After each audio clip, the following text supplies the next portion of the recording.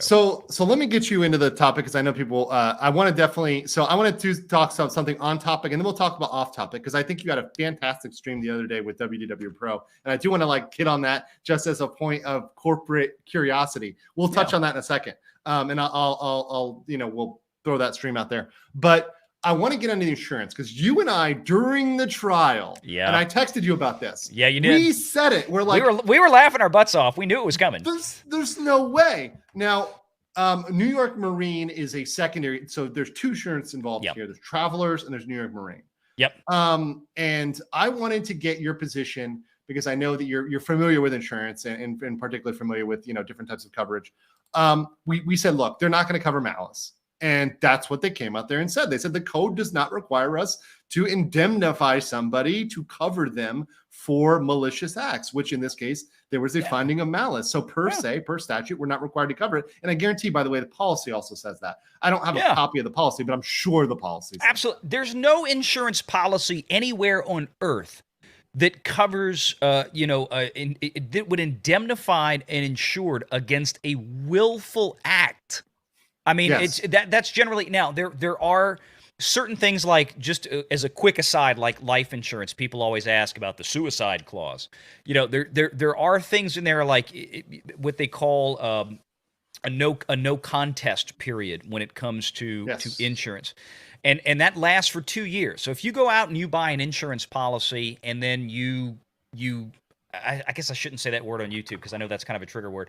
If you self-delete, like 3 months later, the insurance company, that life insurance is probably not going to pay off. And they can contest the life insurance that they've written up to a 2-year period. And all they're liable for at that point is returning or refunding the premiums that you've paid dollar for dollar. That's it. They give you your money back and they walk away. Now, after that 2-year period goes, if you self-delete, then usually they have to pay because they can't put 2 and 2 together to say that, well, you intended to do this, but you waited 2.5 years. Now, a lot of times there's clauses in there, and they'll try to argue. And that's a very interesting clause, but that's also a highly litigated clause, right?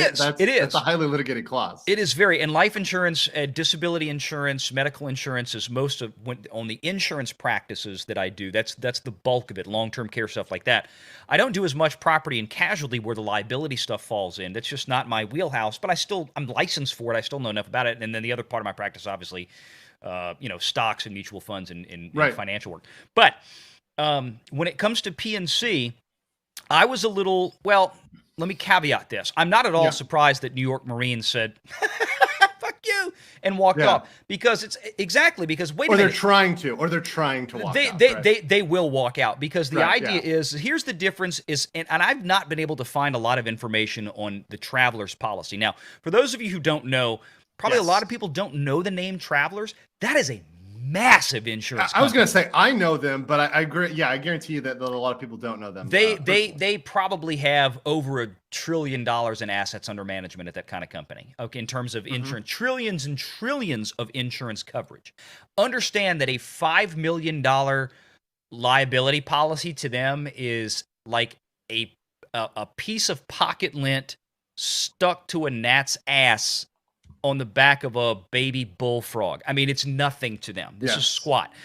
Now, what it looks like from what I've seen is that, like we said before, people were talking about a homeowner's policy. We're like, homeowner's policy ain't covering this. Plus, we don't know if Amber actually owns property as opposed to leasing an apartment or a condo or something like that. So she'd have to actually own a primary residence. Just to share some of the size here, just pull up a quick Yahoo Finance, guys. For you to know, I mean, they have a market cap of almost $40 billion. $40 billion, and this is a fucking large company. This is like a very well capitalized company. This is not some like rinky dink like mom and pop insurance shop like El Jefe's insurance company.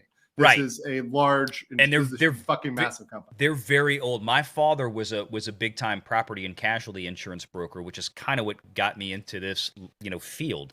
And Travelers was the biggest line that he repped as an independent broker. Now, when you see $40 billion on there, yes, that's their personal assets. That's the personal value based on their publicly traded stock price. That is not the assets under management they have. Yes. Assets under management are the assets that they hold in trust that protect their clients, that protect the money that the insureds, the clients of travelers, have given them to insure them, to indemnify them against whatever risk of a policy that they purchased. That's what I'm talking about. That's in the billions, if not trillions of dollars. Okay, that's a very different number. So that being said, that's what I'm saying. When they pay out from that bucket $5 million to pay for Amber's legal defense or whatever it is, because, and this is what we were saying before, it's not a homeowner's policy. We talked about she would have to have a specialized policy from a Lloyd's, or in this case, a Travelers. A giant company, right? A giant company that would write a very large personal liability umbrella policy. No umbrella man jokes, but a personal liability umbrella policy, okay, for her to be covered. And in those policies, they provide provisions for things like subrogation and whatnot. They would provide, in this case, they would probably provide the legal team a lot of times, because these insurance companies, for those of you who don't know, I know Andrew knows this, is that, like, I have a lot of friends and clients who are attorneys that work insurance defense, and they are contracted with, you know, people like Travelers or Zurich or you know, other big insurance companies, to where they're on retainer. So if they have a case, they say, like, hey, somebody got sued, one of our clients got sued, we're bringing you in on retainer to go defend one of our insureds. Okay, that's usually how this works. So I don't know if really Amber, and I didn't read enough of this, if she selected this legal team, or if this was a legal team that probably had some influence, if not complete influence, by Travelers to pick Elaine in the Cuckoo Birds. Who knows?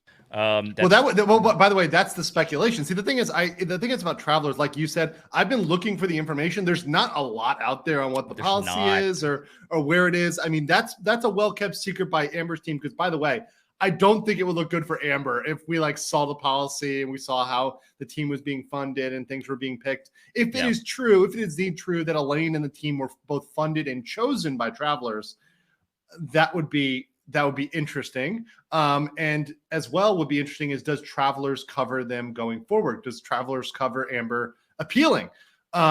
Not necessarily. Okay, so here's the thing. It depends, and this is the thing with the Zurich. And what people need to understand about insurance and the way it works, particularly with liability and things like this, okay? It doesn't matter when you bought the policy. It doesn't matter if the policy is still in force now. What matters is, was the policy effectively in force at the time that the alleged incident occurred, at the time of loss, okay? So in this case. So, and I know there was some disparity that I've seen in reporting about when Amber bought the policy, and it's like, well, she bought the policy, and then the op-ed came out like almost as if she kind of knew that she was about to stick her foot in it, you know, like somebody advised her, I want to pick up an extra $1 million in coverage before you publish this shit. Right. And she bought it like right before. That's what I read, and that's what I was like. Ding! The antennas went up. I'm like, this is, and again, going back to what I started with the life insurance, I'm like, right? This is like, let's talk on the criminal case side. This is like the husband that goes out and convinces his wife, we need to take $1 million policy out on you, and then kills a bitch 6 months later. You know, that's where this is. That's the contestability clause for insurance companies. That is the oldest trick in the book, though. Yeah. It's the hey, grandpa, hey, ex-wife, hey, whatever, hey, whoever, take out this policy, and then you go and you yeet them. You toss them off. Exactly. And just for everybody out there, it doesn't work like it does on television in the movies, right? They can't go out and buy a policy on somebody else without that other person's knowledge. It is impossible, okay? I'm telling you, doing this for 20 years, writing these policies, you can't flip and do that. Unless it's like your minor child or something. Like I have insurance policies on all 3 of my children, or just for long-term insurability protection. So I signed for them because they're all under 18. But I mean, as far as like, I'm going to go take a policy out of my wife right now and she won't know about it, it ain't going to happen, because they're not going to issue it without her knowledge. Yeah. So. And that's the thing. It's that if you're if you're a minor, yes, or if you're a power of attorney situation, right? So let's say you had an elderly relative who's given you power of attorney. Yeah, if right? you have a POA, it's different. You can take over. You can go and sign a life insurance policy for them, right? That's something you're able to do. You can. Well, the owner and the insured don't have to be the same thing in this case, Right. and this goes for other policies as well, even PNC in some cases. Yes. But the differences with a POA and when you're talking about like a medical or life insurance policy, the insured themselves, POA or not, generally speaking, like, I don't know what the laws are everywhere. This gets a little bit of the gray areas. You may know more about this than I do. But when it comes to, like, for example, if you have to medically underwrite somebody, that somebody is usually the one that's going to have to sign the HIPAA release forms to send to the doctor's offices to get your previous medical history records. I don't know if a POA, I mean, I guess you can make a POA work to where you can sign on behalf of somebody else to release their medical records, and that's not quite the same, I don't think, as a medical power of attorney. It might be. I've just never run across that situation. But like in the case of, I can sign a HIPAA form for my children because they're minor children and I'm their father, I'm their guardian. You know, my wife, Mrs. Renegade, can sign a HIPAA form for them as well. But that's a little bit different situation. But back to, like I said, with this, what I think what New York Marine has done is correctly recognized. Now, wait a minute. They were obviously either not party to, or you correct me if I'm wrong here, because I haven't read everything on this. Marine was not part of the first case. Their concern is, and by the way, they suggested, I think Marine suggested that they hire an actual like law firm. They had a suggestion for their counsel, which was, I believe, tossed out. That's what I said. They did not participate in any type of legal fees, correct? No. They have not paid out a cent for the legal team so far. They refused from the outset, if I'm not mistaken.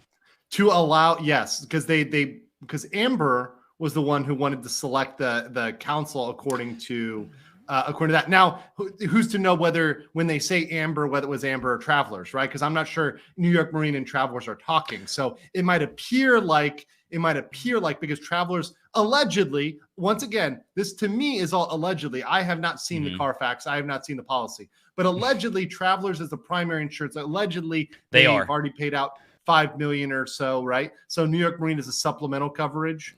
Right? So I wouldn't necessarily call it supplemental. So the way it usually works with stuff like this is that when you buy a policy, so let's assume for a second Amber bought the Travelers policy first, which is what it sounds like is what she did. Yes. So when she goes and buys that Travelers insurance, that personal liability umbrella, it's going to have a line item on there, as they all do. Do you have any other coverage, be it for personal liability, be it through your homeowner's policy or another personal liability umbrella? Please list policy here. At the time, let's presume for a second that Amber didn't. I don't think she did. Probably didn't. She probably doesn't know what the hell that is. She probably had to have an agent, more likely, or an agent or her agent/attorney that would have advised her, look, you're a high-profile person. You need to buy one of these things and spend a couple. I mean, probably for a $5 million policy, it would probably cost her probably somewhere around $4,000 or $5,000 a year at least, I would think. I mean, about the normal umbrella, just so you know out there, personal liability umbrella that a normal, everyday, average person would buy that would sit on top of their homeowner's coverage. Usually buy like $1 million umbrella, and it might cost you, prices have gone up, maybe $600, $700, $800 a year, depending on where you are. Every state's going to be a little bit different. So hers was 5,000. Multiply that by 5, and it's California, so it's probably higher. Right. That's very fair. By the way, guys, that's 100% facts. Yeah. Where you live matters. Like where, big time. Every state, Travelers has different policies, just like all insurance companies do. Every state has a different policy to fit that state's criteria, because you got 50 different insurance commissioners. I don't want to go down that rabbit hole. It's a mess, but it's complicated. Here's the point. Travelers had a $5 million liability limit per occurrence, and I guess in total, I would imagine maybe like 10 million total, but 5 million per occurrence. So this is one occurrence with Johnny. This case is one occurrence, so it's 5 million. The whole case, everything involved in the case is one occurrence. It's not per claim, right? It's not like this would all be under one claim, because this is one lawsuit. So might have multiple tranches, but what I meant by that, so we're saying the same word, but we're meaning different things. So one insurance claim, but on the complaint, right, there's different causes of action. So each one is an individual legal claim, right? So there's a complaint has multiple legal claims, but all of those legal claims come together to form a single insurance claim. So anything on a complaint, on a piece of paper, anything you're alleging, it goes into one insurance claim. If it should go under one occurrence, because this is all centered around one occurrence. So here's the difference, just for everybody out there: per occurrence versus lifetime. Let's say that her policy has. By the way, guys, this is so important for people to understand. Most people do not understand this. So thank you for explaining this, Valiant. I just want to point out how important this is. Yeah, no problem. I'm glad to be here. This is what I do on my channel. It's like we talk about math, numbers, and reality, and people get pissed at it. Right now, they're pissed at me about talking about Thor's box office, and I'm like, sorry, it sucks. That's another conversation. No, okay. So per occurrence in this case, this is a single occurrence of in this case Malice, as we know now. $5 million would be the per occurrence limit. Let's say, for example, that the Traveler's policy has a $10 million lifetime, which means that she could get sued now, which she did. She gets found liable, which she did. And in that case, the policy would be liable up to a $5 million indemnification. She could then still, if she wants to, keep the policy, and then would still have another $5 million of headroom in there if she don't fuck up again. Which she probably will. But more than likely at this point, if I'm Travelers, I'm like, bitch, gone. I mean, it's like, that's it. There's no obligation for them, because these kind of policies renew annually. There's usually no long-term hook for a policy like this. In terms of the insured, in terms of the underwriter, in this case, Travelers. But with where New York Marine comes in is, let's say these are the two policies she's got, which at this point, this is what we know, or at least what we're aware of. Let me put it that way. You have $5 million on Travelers. You have $1 million on New York Marine. Yes. Normally what happens in this case is that, so let's say, for example, that, the event that this is tied to, the occurrence, the per occurrence, in this case, the op-ed, which is what this was all about, that this occurred while both policies were in force, which, as far as we know, is what happened. If then you had a total of $6 million of liability coverage for that occurrence, okay, $5 million with Travelers, $1 million with New York Marine. What would happen is, if Amber had been found guilty and was only, let's say they awarded Johnny Depp, let's just make this math easy. Let's say they awarded Johnny Depp $6 million and Amber nothing. What should happen is that $5 million would come from Travelers and $1 million would come from New York Marine. Let's say it was $3 million is what they awarded. This is where the weighted averages come in. So your total coverage is $6 million. Right. You've been found liable for $3 million. $2.5 million would come from Travelers. $500,000 would come from New York Marine. Yep. That's how that weight works. It's the total coverage, and those weights would be split, pro rata, or equally according to the total weight of the coverage versus what the liability was found in court. So that's the bottom line. Now, the fact of the matter is that Amber's total liability at this point exceeds her coverage. And that doesn't even include the goddamn legal fees. Right. So, which by the way, my theory is, Valiant, is that at this point she knows if she gets the judgment, she's just kind of effed, because, like you said, it's beyond. I don't know why Travelers isn't going back on this and just saying, you know what, we're not going to do this. I have a theory, but I don't know. I mean, if I'm Travelers at this point, and I've been engaged in this court case since day one, which clearly they have, because the policy's been around for a while. Right. Okay. And I'm sure that Travelers has paid either, Team Elaine in the Cuckoo Birds over there, Rottenborn and all that, Rottenborn, all these numbskulls. I'm sure that they have participated in that. They had supposedly, from my understanding, is they had a representative there in the courtroom. Yes, sitting in the row behind. Which is confirmed. That I can confirm. Yeah, and that would have been their retained attorney, like we talked about. All these insurance companies have insurance defense attorneys on retainer. That's who I'm talking about. But at this point, like I said, Travelers is a far, far bigger company than New York Marine. I mean, by exponential equations. I mean, by just orders of magnitude is that's the word I'm looking for. Orders of magnitude. So New York Marine is looking at this going, look, we haven't paid anything out yet. And you know what? She was found guilty in this case, or she was found, I shouldn't say guilty. This is not a criminal case. She was found liable. And she was found liable with intent, with malice.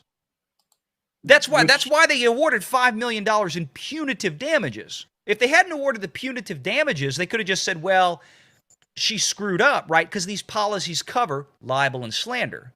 But the idea is that what these policies cover is you committed libel and slander without actually intending to commit libel and slander. Like, you just screwed up. You said something you shouldn't have said, and it wasn't true, and you financially injured another party. No, what the court found was Amber did that, and she meant to do it. She knew it was all bullshit. She knew it was all fake, and she did it anyway. And that's why New York Marine is saying, because of that part, our policy and the state law in California says we ain't got to pay. So you. Travelers, on the other hand, is looking at this like it's a few $1 million. Right, write it off. Yeah, they don't even care. It's not. They don't even care. Yeah. It's like a normal Monday morning at 8:42 a.m. Eastern Standard Time for travelers to toss that kind of money out, and it's not worth all the freaking press bullshit. Look at what's happening to YouTubers with Amber Heard. You think this is worth it to travelers to go fight over? Hell no.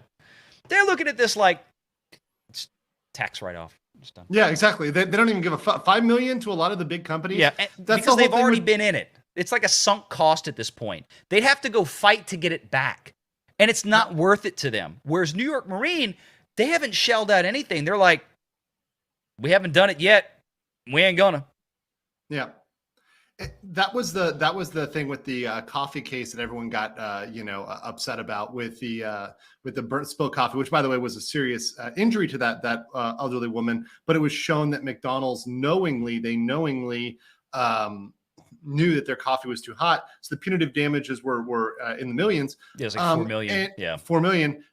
And people are like, oh my God, it's so much. But guess, you know how much that was? That was like one day's sale just from coffee, like just from like that type of coffee. Yeah, that's why they settle for it, because it's not worth nothing. It's literally fucking nothing for them. Yeah. Like, these companies do not care about these large and birds. That was all paid out by insurance. That didn't come out of McDonald's pocket. Exactly. So the whole point is that like these numbers, like, they're not big. The bigger point is the statutory law, which is what was pointed out by Rain, because this statute, the California insurance statute, which is 100% on point, malicious acts are not covered by liability. And it's important for other companies, particularly small companies, to make sure this is fucking established in law. People that aren't travelers, to make sure, hey, we're not going to be paying out malicious acts, because if we set a precedent for paying out malicious acts, that can bury smaller companies. Bury the bigger companies too. It defeats the purpose of insurance, and this is why I opened up with the life insurance thing. Right? It's the same. Yeah. It's the same. It's a common sense law. Most states would have this. Most insurance contracts would have these clauses in there. We're going to cover you. The whole point of insurance is indemnification in this case for unintentional acts or unintentional negligence. Right? These are like basic law 101 concepts, right? It's not intended to cover you for committing an intentional act of malice.